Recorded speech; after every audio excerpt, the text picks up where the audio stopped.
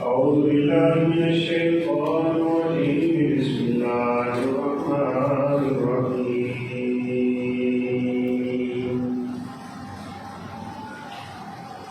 قد أفلح من تزكى وذكر اسم ربه فصلى بل تؤثرون الحياة الدنيا والآخرة خير وأبقى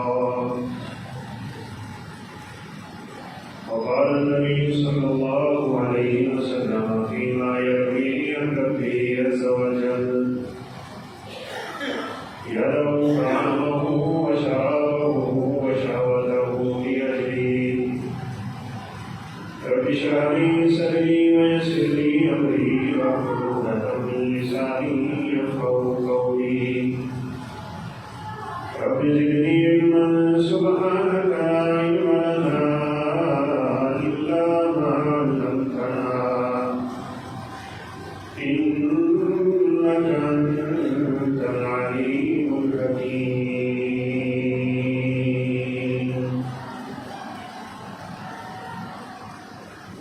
مختصر السلام کے بعد رمضان مبارک کا پہلا عشرہ آج مکمل ہو رہا ہے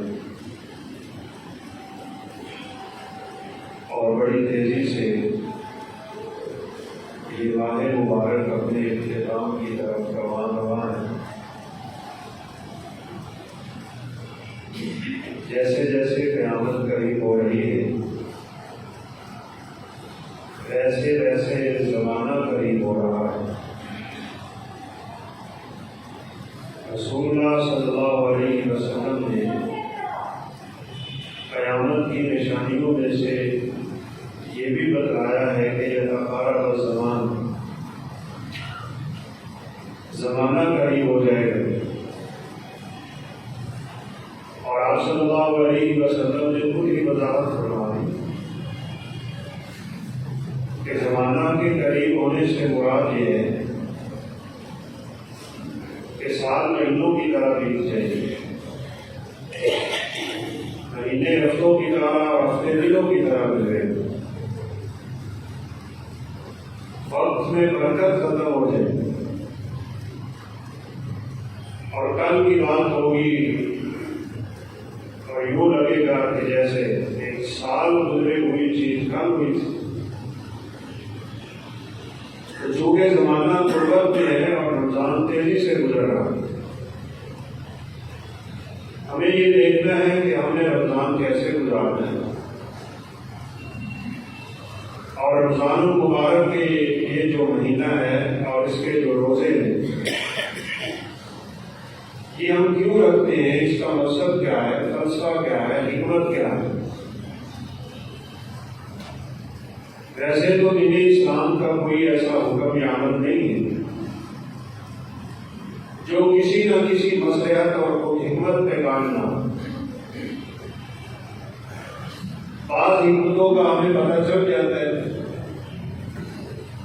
اور بعض حکمتوں سے ہم غافل رہتے ہیں، علم نہیں ہوتا. ایک بات تو سچتا ہے کہ ہمیں کسی عبادت کی حکمت کا پتہ چلے یا نہ چلے، جس چیز سے شریعت نے روکا ہے اس سے ہم نے رکنا ہے اور جس چیز کا شریعت نے حکم دیا ہے وہ ہم نے کرنا ہے. البتہ یہ بات بالکل روزے روشن کی طرح واضح ہے،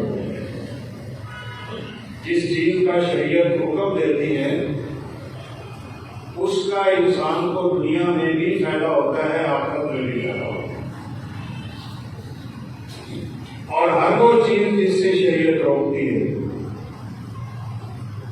اس کا انسان کے لیے نقصان اور وبال دنیا میں بھی ہوتا ہے اور آخرت میں بھی ہوتا ہے. آپ ایک بنیادی سی بات یاد رکھیں، اللہ رب العالمین نے ہمیں جو شریعت دی ہے، جو دین دیا ہے، اس کے مقاصد میں سے 5 بڑی چیزیں. ان کو مقاصد شریعت کہتے ہیں۔ عقل کی حفاظت کرنا، دین کی حفاظت کرنا، مال کی حفاظت کرنا، اپنی جان کی حفاظت کرنا اور عزت کی حفاظت کرنا۔ اسلام کا دائرہ کار ان 5 چیزوں کے اندر گھومتا ہے۔ جن چیزوں سے شریعت روکتی ہے ان 5 میں سے کسی نہ کسی کا نقصان ہوتا ہے، اور جن چیزوں کے کرنے کا شریعت حکم دیتی ہے ان 5 میں سے کسی نہ کسی کا فائدہ ہوتا ہے۔ یہ باتیں آپ جانتے بھی ہیں، سنتے بھی رہتے ہیں کہ بھوکا پیاسا رہنا روزے کا مقصد نہیں ہے، اور نہ ہی اللہ حکم العالمین دین کو کسی کے بھوکا پیاسا رہنے کی قطعاً کوئی ضرورت ہے، بلکہ اس کا ایک مقصد ہے۔ ہم نماز پڑھتے ہیں اس کا مقصد ہے، ہم زکوٰۃ دیتے ہیں اس کا مقصد ہے، ہم روزہ رکھتے ہیں اس کا مقصد ہے، ہم خطبہ جمعہ سنتے ہیں اس کا مقصد ہے، بلکہ شیخ الاسلام ابن تیمیہ رحمۃ اللہ علیہ اس طرح فرماتے ہیں کہ انسان کی زندگی کی ایک حرکت بھی ایسی نہیں ہوتی جس کے پیچھے کوئی مقصد نہ ہو، ہر چیز مقصد سے قائم ہے۔ تو پھر روزے کے بڑے بڑے مقاصد جو ہیں ان پہ انشاءاللہ آج مختصر سے وقت میں گفتگو بھی ہوگی، اور ہم نے باذن اللہ تعالی کوشش بھی کرنی ہے کہ اللہ ہمیں وہ حاصل کرنے کی توفیق نصیب فرمائے۔ سابقہ امتوں کے لیے بھی روزہ تھا، اور قرآن مجید میں اس کا واضح بیان موجود ہے، یا ایھا الذین آمنوا کتب علیکم الصیام کما کتب علی الذین من قبلکم لعلکم تتقون۔ اے ایمان والو، ہم نے تم پہ روزے فرض کیے ہیں جیسا کہ تم سے پہلی امتوں پہ بھی فرض ہے۔ ایک بنیادی مقصد ہوتا ہے ہر چیز کا، اور وہ بنیادی مقصد روزے کا یہ ہے کہ تمہارے اندر خوف خدا ہونا چاہیے، تقویٰ، پرہیزگاری، الہیت، خشیت، خوف خدا، دل میں تبدیلی، اور میری اور آپ کی زندگی بھر کی یہ روٹین بن جانی چاہیے۔ جیسے رسول اللہ صلی اللہ علیہ وسلم نے اپنے ایک صحابی کو نصیحت فرمائی ہے، اتق اللہ حیث ما کنت، تو جہاں بھی ہو بس تیرے دل میں رب کا خوف ہونا چاہیے۔ وہ جلدے ہو، وہ خلوتیں ہو، وہ اکیلا ہو، وہ معاشرے میں ہو، وہ پورے قبیلے میں ہو، وہ کسی خوشی میں ہو، کسی غمی میں ہو، وہ دکان پہ ہو، وہ تجارت پہ ہو، زندگی کے ہر شعبہ میں وہ جہاں بھی ہو، یہ صرف ایک مومن میں کامل اور اکمل طور پہ موجود ہونی چاہیے کہ وہ ہر مسئلے میں، ہر معاملے میں اللہ سے ڈر رہا ہوتا ہے۔ یہ روزے کا سب سے بڑا مقصد ہے۔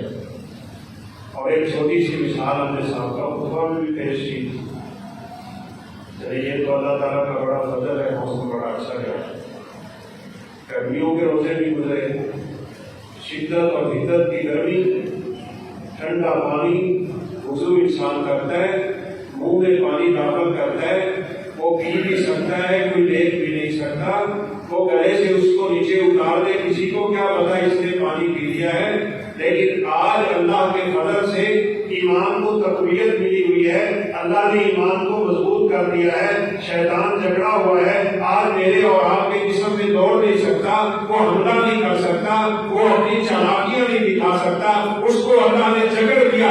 آج اللہ نے نفسوں کے اندر، ہمارے دلوں کے اندر، ہمارے کپڑوں کے اندر یہ چیز پیدا کر دی گئی ہے کہ انسان ہر ایک یہ جان رہا ہے کہ جب کوئی نہیں دیکھتا تو اللہ تو دیکھتا ہے۔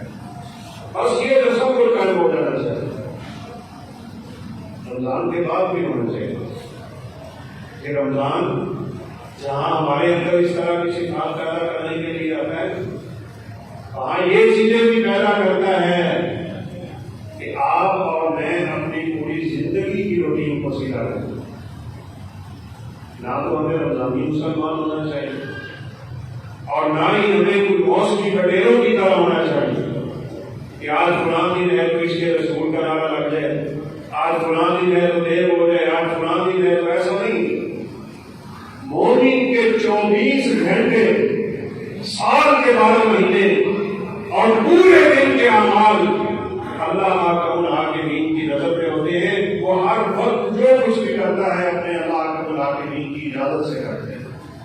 یہی تو ایک فرق ہے مسلمان اور غیر مسلم کے درمیان. وہ اپنی منچاہی پہ چلتے ہیں, وہ منمانیاں کرتے ہیں, وہ اپنی خواہش پرستی میں لگے ہوتے ہیں. اور ایک مومن انسان کو ہوتا ہے جو قدم اٹھانے سے پہلے سوچ لیتا ہے کہ میری شریعت کی اجازت دیتی ہے. یہ سب سے بڑا فرق ہے. اور آپ اس بات سے واقف بھی ہیں, دیکھتے بھی ہیں, غیر مسلم کا سب سے بڑا عدد دولت کہاں ہے. اس کے ہاں رب کا تصور نہیں ہے, اس کے ہاں دین کا تصور نہیں ہے, اس کے ہاں اسلام کا تصور نہیں ہے. وہ اپنے اس ہدف کو حاصل کرنے کے لیے اپنی والدہ کو بھیجنے کے لیے تیار ہے. جو بھی اس کے رستے میں رکاوٹ آتی ہے وہ اس کو فوراً ہٹا کے اپنا یہ ہدف پورا کرتا ہے. لیکن ایک بندہ مومن کا ہدف اس دنیا میں ایک ہے اور وہ اپنے رب کو راضی کرتا ہے. اس کے لیے آپ کے سامنے رکاوٹیں, آپ ان رکاوٹوں کو ہٹائیں. اسی قدروں میں لگے رہے, اسی کوشش میں لگے رہے کہ میں نے اس دنیا میں اپنے رب کو راضی کیسے کروں. آپ کو صحیح بخاری کا وہ واقعہ یاد ہوگا. رسول اللہ صلی اللہ علیہ وسلم نے فرمایا آدمی گائے پہ جا رہا ہے اور چلتے چلتے گائے کے اوپر سوار ہو گیا. جب وہ چلی نہیں اس نے اس کو تھوڑا مارا تو گائے کہنے لگی نہ ہم لوگ نہ دے. ہم اس مقصد کے لیے پیدا نہیں, انما خلقنا للحرث, ہمیں تو اللہ نے کھیتی باڑی کے لیے پیدا کیا ہے. یہ جو تو میرے اوپر وزن لاد کے سواری کا نام لینا چاہتا ہے, اس مقصد کے لیے اللہ نے مجھے پیدا نہیں کیا. اور یہ اللہ کی قسم میرے اور آپ کے لیے بڑا ممنوع فکریہ ہے. جانور ہو کے اپنی زندگی کا مقصد جانتا ہے, اس کو پتا ہے مجھے رب نے دنیا میں کیوں بھیجا ہے. میں صرف ان مخلوقات ہو کے کبھی سوچتا نہیں ہوں مجھے دنیا میں اللہ نے بھیجا کیوں تھا. کھانا پینا, سو جانا, پیٹ کی فکر, اولاد کی فکر, یہ تو بڑی عبادت کی بات ہے بھائی. جانوروں کا کام ہے. وہ کاروبار بھی نہیں کرتے, اللہ انہیں رزق دیتا ہے. وہ کچھ بھی نہیں کرتے, اللہ انہیں یہ چیزیں دے دیتا ہے. میرے اور آپ کے یہاں آنے کا مقصد تو یہ تھا کہ ہم نے اپنے رب کو راضی کرنا ہے. ہمارے دل میں اپنے رب کی محبت ہونی چاہیے, ایمان کی محبت ہونی چاہیے, اسلام کی محبت ہونی چاہیے, قرآن کی محبت ہونی چاہیے, ذکر و اذکار کی محبت ہونی چاہیے, نیک اعمال سے ہمارا شغف ہونا چاہیے. اور ہم اسی کے چلتے چلتے اپنی زندگی گزار دیں. یہ تو رمضان مبارک کا سب سے بڑا ہدف. اپنے دلوں میں تقویٰ پیدا کریں, خوف خدا پیدا کریں, اللہ سے اتنے ڈرنے والے بن جائیں. رسول اللہ صلی اللہ علیہ وسلم کو بڑی بھوک لگی تھی, بڑی شدت کی بھوک تھی, اور آپ کو اپنے ہی بستر سے ایک کھجور ملی.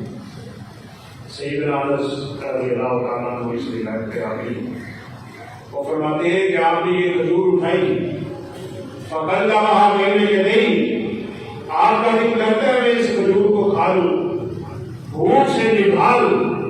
اپنے ہی بستر سے ملی ہوئی کھجور, اور بعض درختوں کی کھجوریں بڑا عمدہ ہوتی ہیں. انس فرماتے ہیں کھجور بڑی عمدہ تھی. آپ صلی اللہ علیہ وسلم نے اس کو اپنی انگلیوں کے درمیان یوں کر کے پھیرا, کبھی ادھر سے کبھی ادھر سے. آپ کا دل کرتا ہے میں اس کو کھا لوں, آپ کو چاہت بھی ہے, خواہش بھی ہے, آپ کو طلب بھی ہے, بھوک بھی شدت بھی لگی ہوئی ہے. لیکن سیدنا انس رضی اللہ تعالیٰ عنہ فرماتے ہیں کہ رسول اللہ صلی اللہ علیہ وسلم نے وہ کھجور آرام سے واپس رکھ دی, اور آپ نے فرمایا میں اس لیے نہیں کھانا چاہتا کہ یہ ایسا نہ ہو کہ صدقے کی کھجور ہو اور صدقہ اللہ نے آگے رسول کے آرام کیا ہو. اتنا تقویٰ, اتنی پرہیزگاری, بالخصوص رزق کمانے میں، بالخصوص اپنی کمائی کو صرف کرنے میں، ایسا جو آپ کماتے ہیں اس کو خرچ کرنے میں، یہاں پہ عیسائی کا ہے، یہ بات یاد رکھیے گا۔ اس پیسے میں، اس لالچ میں، اس دنیا کی چاہت میں، اس کے جاؤ جلال میں اور اوپر جانے کی تمنا اور خواہش میں اللہ کی قسم انسانوں کی زندگی کو برباد ہے۔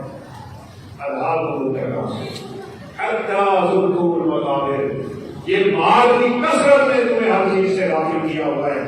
یہ دنیا کی محبت انسان کو داغا دیتی ہے، اگر اس سے انسان اپنا پیچھا چھڑا لیتا ہے تقویٰ اس کا نام ہے۔ اللہ ہم سب کو نصیب فرمائے۔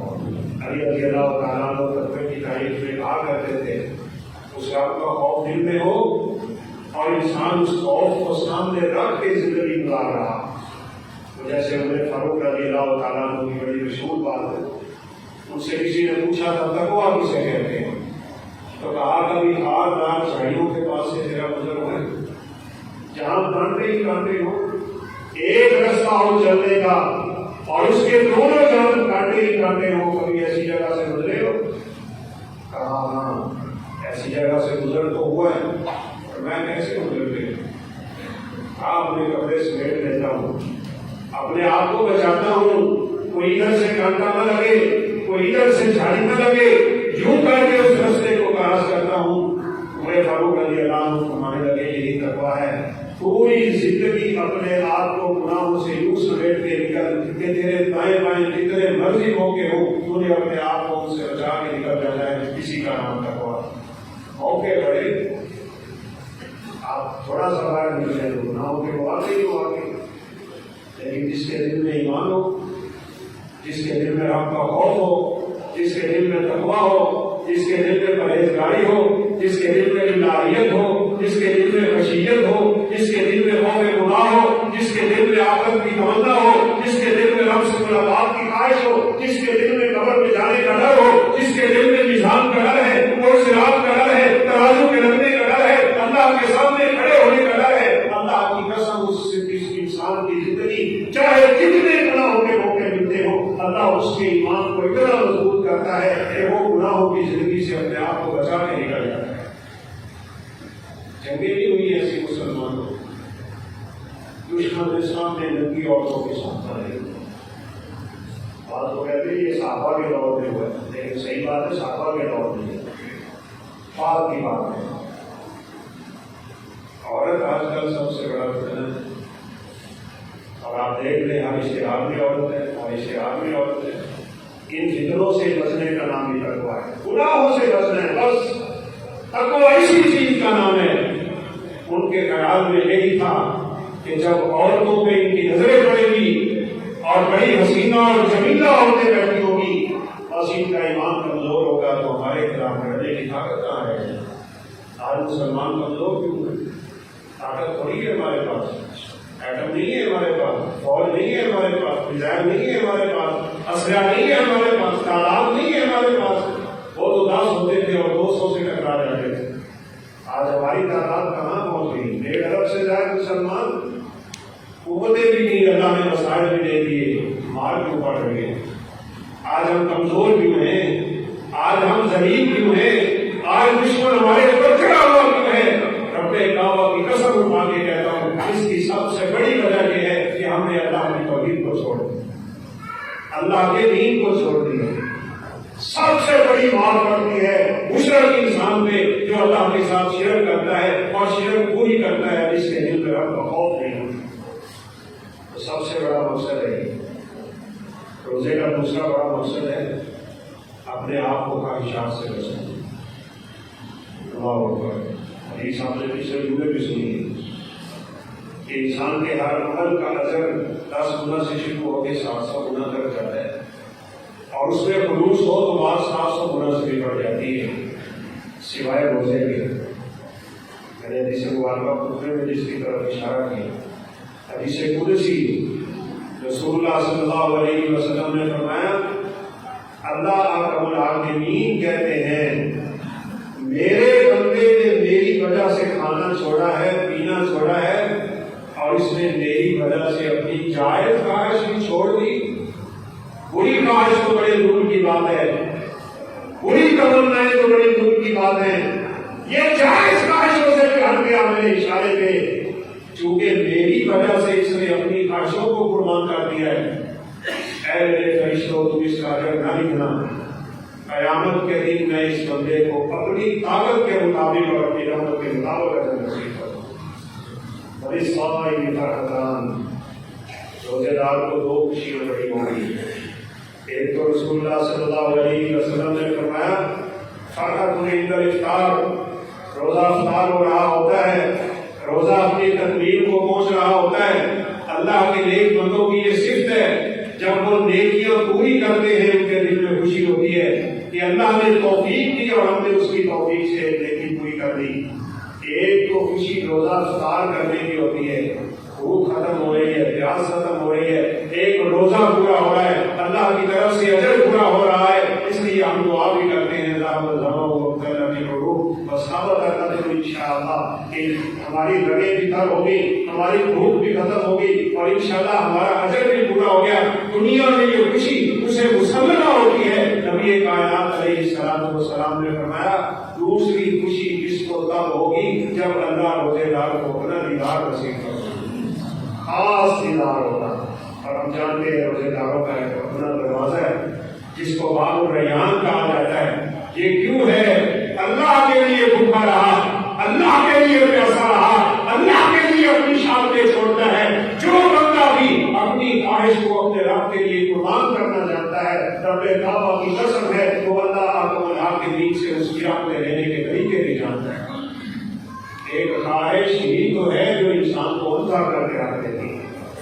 نہیں دیکھتا رشتے دار ہے، نہیں دیکھتا دین کا مسئلہ ہے، نہیں دیکھتا مسجد ہے، نہیں دیکھتا ممبر ہے، نہیں دیکھتا محراب ہے، نہیں دیکھتا میں کہاں ہوں، وجہ کیا ہے؟ اس کا دل خواہشات سے بھرا ہوا ہوتا ہے۔ اور جیسے قرآن کہتا ہے کہ بعض لوگ اتنے خواہش پرست ہوتے ہیں کہ انہوں نے اپنی ہی خواہشوں کو اپنا معبود بنایا ہوا ہوتا ہے۔ جیسے اللہ کو سجدے کیے جاتے ہیں ویسے ہوتا ہے۔ میں آج ایک مضمون پڑھ رہا تھا کہ روزہ ہم کیوں رکھتے ہیں، سازہ انٹرنیٹ کا دور ہے، تو کسی ایک عورت کا مضمون پڑھنے کو ملا اور اس نے ایسے عجیب انداز میں بکواسات کیے ہوئے تھے روزے کے متعلق۔ حالانکہ یہ عبادت کیسی عظیم عبادت ہے، کہا روزہ رکھ لیتے کہ دفتروں میں ڈیوٹیاں پوری نہیں کرتے، روزہ رکھ لیتے، بھوک کی وجہ سے چڑچڑا پانا آ جاتا ہے مسلمانوں میں، پھر ایک دوسرے کو گالیاں بکتے، ایک دوسرے کو دھکے دیتے، ایک دوسرے کی قدر نہیں کرتے۔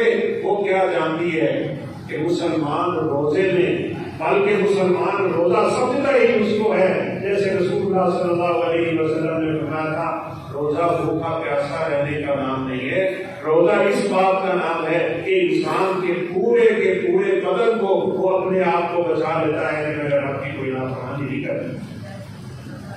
ایسے بندے کو تو روزے کا نہیں ملتا جس نے جھوٹی بات نہیں چھوڑنی، جس نے گناہ نہیں چھوڑنا، جس نے اپنی شہوت کو نہیں چھوڑنا، اس کو کیا ثواب ملے گا؟ اس کو کوئی ثواب نہیں ملتا۔ فَأَمَّا مَنْ خَافَ مَقَامَ رَبِّهِ وَنَهَى النَّفْسَ عَنِ الْهَوَىٰ، اس کی تو تزکیہ نفس کہتے ہیں، اور اللہ کی قسم یہ بڑا مشکل کام ہے، بہت مشکل کام ہے۔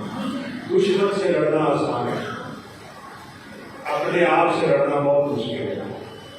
انسان رب کے لیے اپنی خواہشیں قربان کرنے کا ڈھنگ سیکھے، رب کے لیے اپنی خواہشوں کو قربان کرنے کا انداز سیکھے۔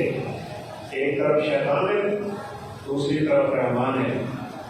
چھوٹی سی مثال دیا کرتے ہیں، فجر کی اذان ہو گئی ہوتی ہے، یہ نوجوان رات کو 2 بجے صبح فیس بک دیکھتے ہیں، اور جتنا زیادہ انسان کو کسی چیز کے ساتھ انس ہوتا ہے نا، اتنی زیادہ اس میں محنت بھی کرتا ہے، وقت بھی برباد کرتا ہے۔ نیکی میں لگ جائے تو اللہ کی قسم نیک بندوں کو اپنا وقت گزارتے ہوئے اللہ کی عبادت میں اتنا مزہ آتا ہے، اتنی لذت آتی ہے، رات بیت جاتی ہے انہیں پتہ نہیں چلتا۔ جیسے آج کل نوجوانوں کو موبائل پہ بیٹھے ہوئے راتیں بیت جاتی ہیں، پتہ نہیں چلتا۔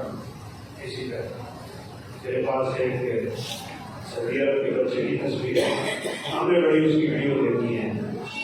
اللہ تعالیٰ نے اسے چھوٹی سی عمر میں اس وقت اتنی رحمت اور نعمت سے نوازا ہے، آپ سن کے حیران ہوں گے، بلکہ شاید ہم جیسے لوگ تو یقین بھی نہیں کر سکتے۔ پچھلے رمضان المبارک میں وہ ایک قرآن مجید دن کو ختم کرتا تھا، ایک قرآن مجید رات کو ختم کرتا تھا۔ 60 قرآن مجید زبانی وہ تلاوت کرتا ہے رمضان المبارک میں، اور ساتھ ہی بتا رہے تھے کہ اس دفعہ بھی اس کی روٹین یہی چل رہی ہے۔ روزے کا ایک مقصد یہ بھی ہے میرا قرآن کے ساتھ تعلق مضبوط ہو جائے، میں رب کی کلام سے اپنا تعلق جوڑ دوں، اتنا قرآن پڑھو کہ دل کی ساری میل کچیل ان آیتوں کے ذریعے، ان صورتوں کے ذریعے، ان پاروں کے ذریعے، قرآن کی تلاوت کے ذریعے، جیسے رسول اللہ صلی اللہ علیہ وسلم نے فرمایا تھا یہ زنگ آلود دلوں کا زنگ اگر اتارنا ہو اور میل کچیل دل سے نکالنی ہو تو اللہ کا ذکر کیا کرو، کثرت سے رب کا قرآن پڑھا کرو، اللہ تمہارے دلوں کو بالکل صاف کر دے۔ امام ابو حنیفہ صاحب قرآن کرتے تھے رمضان المبارک، امام شافعی رحمہ اللہ بھی صاحب قرآن کرتے تھے، اور یہ باتیں پڑھ کے یقین ہی نہیں ہوتا۔ ابھی سعودی عرب کے اسٹوڈنٹ ہیں، وہ فجر کی نماز پڑھ کے بیٹھے ہیں، ابھی میں رپورٹ پڑھ رہا تھا، فجر کی نماز پڑھ کے بیٹھے ہیں،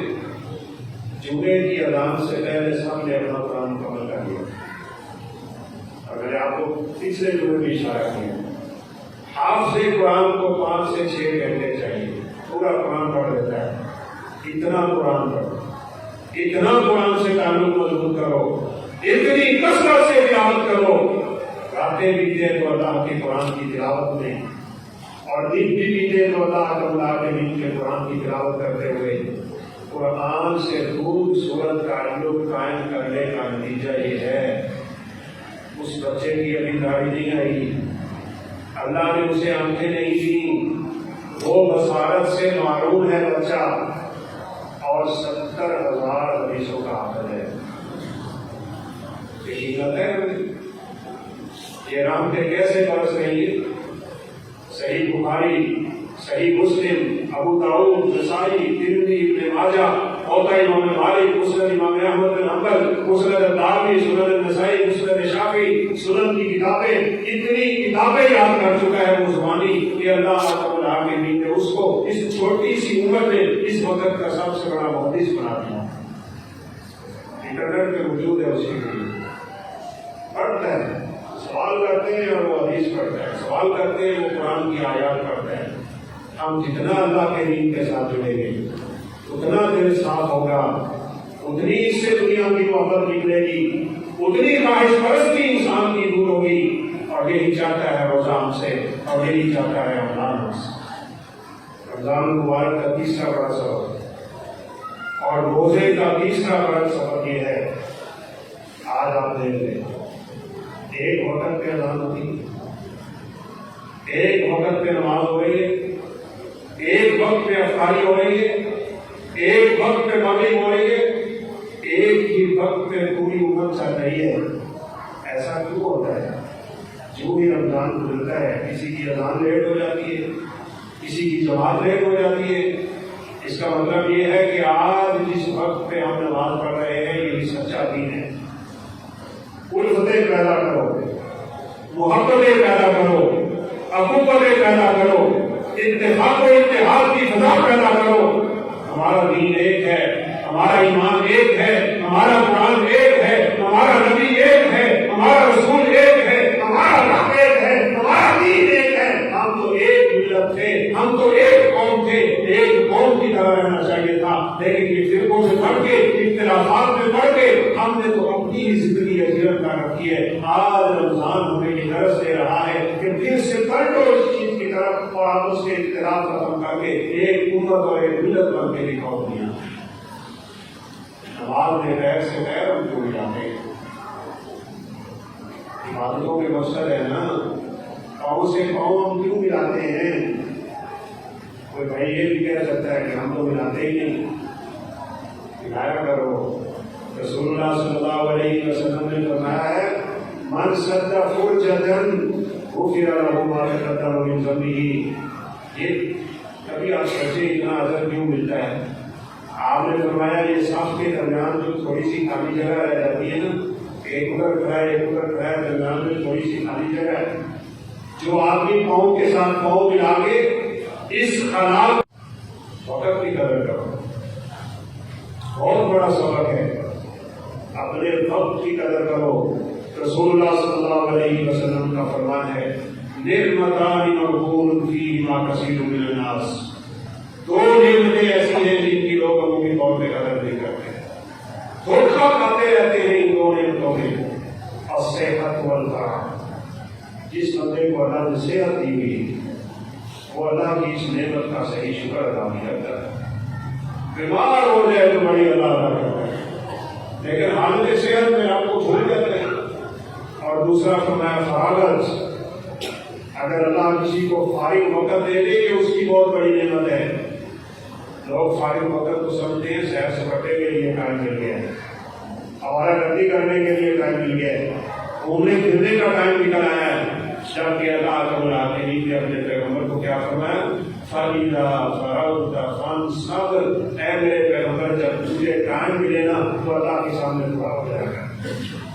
قیام شروع کر دے, اللہ کی عبادت شروع کر دو. یہ دو نعمتیں آج میرے اور آپ کے پاس اللہ کے فضل سے موجود ہے. اپنے اس وقت کی قدر کرو. اللہ نے قسم اٹھائی فجر کی, والفجر. فجر کے بعد چاش کا ٹائم ہوتا ہے. اللہ نے قسم اٹھائی ہے چاش کی. والضحیٰ. اس کے بعد زہر کا وقت ہوتا ہے. اللہ تمہیں آ کے نے اس وقت کی بھی قسم اٹھائی کہ عصر کا وقت ہوتا ہے. اللہ نے اس کی بھی قسم اٹھائی ہے. والعصر ان الانسان لفی خسر. اس کے بعد شام آ جاتی ہے, رات ڈھل جاتی ہے. اللہ نے اس کی بھی قسم اٹھائی ہے. واللیل اذا یغشی. اس دن کی بھی قسم اٹھائی. والنہار اذا تجلی. اس وقت کی اللہ کے یہاں اتنی قدر ہے کہ اللہ ان وقتوں کی قسمیں اٹھا رہا ہے اور ہم ہیں کہ اپنا وقت برباد کیے جا رہے ہیں. قیامت کے دن اس وقت کا سوال ہوگا. اللہ فرمائے کہ کہاں سوال کیا ہے. جیسے جوانی کا سوال ہے, جیسے مال کا سوال ہے, جیسے انسان سے پوچھا جائے گا تجھے جو دین کی باتوں کا پتہ چلا تھا تو نے ان سے عمل کتنا کیا. یہ سوال ہوں گے. قدموں کو جھگڑا ہوا ہے. جب تک ان کا جواب نہیں دیتا اس وقت تک بنی آدم کے قدم ہل نہیں سکتے. ان سوالوں میں سے ایک بڑی عمر کا سوال ہے. فی عمری فیما افنا. اپنی عمر کہاں خرچ کر کے آیا ہے, اپنی عمر کہاں پہ لگا کے آیا ہے. پھر اللہ کو کہنا یا اللہ دکانوں پہ برباد کی تھی, میں نے میرے کھیلوں پہ برباد کی تھی, میں نے تجارتوں میں برباد کی تھی, میں نے محنتوں مزدوریوں میں برباد کی تھی. میں ان چیزوں میں اپنی عمریں برباد کر کے آیا. بھائیو شریعت نہیں روکتی ان کاموں سے, لیکن اللہ کے حقوق کو ادا کرنے کا طریقہ سیکھو اور اپنے اندر یہ جذبہ پیدا کرو. اللہ کے حقوق ادا کرو گے تمہارا یہ کام کرنا بھی اللہ تمہارے لیے عبادت بنا دیتا ہے. پھر خصوص آج کل تو روزہ غالباً سیدہ اسماء رضی اللہ تعالیٰ عنہ کی روایت ہے جو سیدہ عائشہ صدیقہ کی بہن کہتی ہے کہ میں نے رسول اللہ صلی اللہ علیہ وسلم سے سنا ہے کہ روزے دار آدمی جب تک کسی کی غیبت نہیں کرتا اس کا خاموش رہنا بھی اللہ اس کے لیے عبادت بنا دیتے ہیں, اس کا سونا بھی اللہ عبادت بنا دیتے ہیں. تو وہ فرمایا کرتی تھی میں روزے کی حالت میں بس دو ہی کام کرتی ہوں, یا تو پھر اپنی زبان سے اپنے رب کو یاد کرتی ہوں یا پھر خاموش رہتی ہوں. میرا یاد کرنا بھی عبادت بنتا ہے, میرا خاموش رہنا بھی عبادت بنتا ہے. اس لیے ہمیں یہ چیزیں سیکھنی ہیں, ہمیں اپنے وقت کی قدر کرنی ہے. آج روزہ ہے, آج ہم اپنی تربیت کر سکتے ہیں. روزہ آتا ہی میری اور آپ کی تربیت کرنے کے لیے ہے. اگر کوئی انسان اپنی تربیت کرنا چاہتا ہو, شیخ صالح حسینی رحمۃ اللہ علیہ نے ایک جگہ پر بڑی پیاری بات لکھی ہے کہ اے سگریٹ پینے والے میرے بھائی, اگر تو آج اپنی تربیت کرنا چاہے اور سگریٹ نوشی سے جان چھڑانا چاہے تو تیرے پاس بڑا موقع ہے. سارا دن جو بندہ سگریٹ نہیں پیتا اور اس کو کچھ بھی نہیں ہوتا, وہ روزہ افطار کرتے ہی کیوں سگریٹ لگا لیتے ہیں, وہ کیوں تمباکو نوشی کی عادت اور نام میں پڑ جاتا ہے. اس کا مطلب ہے وہ روزے کے مقصد کو نہیں سمجھ رہا. بلکہ معاف کیجیے ایک جگہ پہ یہ بھی دیکھنے کو ملا ہے, ساتھی بتا رہے تھے کہ یہ فلاں بندہ جو ہے نا یہ روزہ افطار ہی سگریٹ سے کرتا ہے. کیسی عجیب بات ہے. रसूलुल्लाह सल्लल्लाहु अलैहि वसल्लम की सुन्नत है खजूर से, और वो एक हराम चीज से रोजा इफ्तार करता है। ये वही बात है कि भूखा प्यासा रहने के अलावा कुछ नहीं मिला। आज तरबियत कर दो अपनी, जो ऐसी आदत मेरी और आपके अंदर मौजूद है जिसको शरीयत पसंद नहीं करती, उसको कसम से छोड़ने का मौका है। या बागी अलखैर अक़बिल और या बागी शर्र अक़बिल। अल्लाह का फरिश्ता आवाज दे रहा है, ऐ बुराई के तरफ दौड़ और ऐ बुराई को चाहने वाले, अगर तू आज बुराई से नहीं रुकता तो कब रुकेगा? शैतान दौड़ता है मेरे और आपके बदन में, और उसका हमला यूं होता है जैसे खून दौड़ता है, लेकिन आज शैतान को लेकर दिया अल्लाह ताला, ख्वाहिशात को काबू में कर दिया है। भूखा प्यासा रहने से इंसान की शाहवतें टूट जाती हैं, ये याद रखिएगा।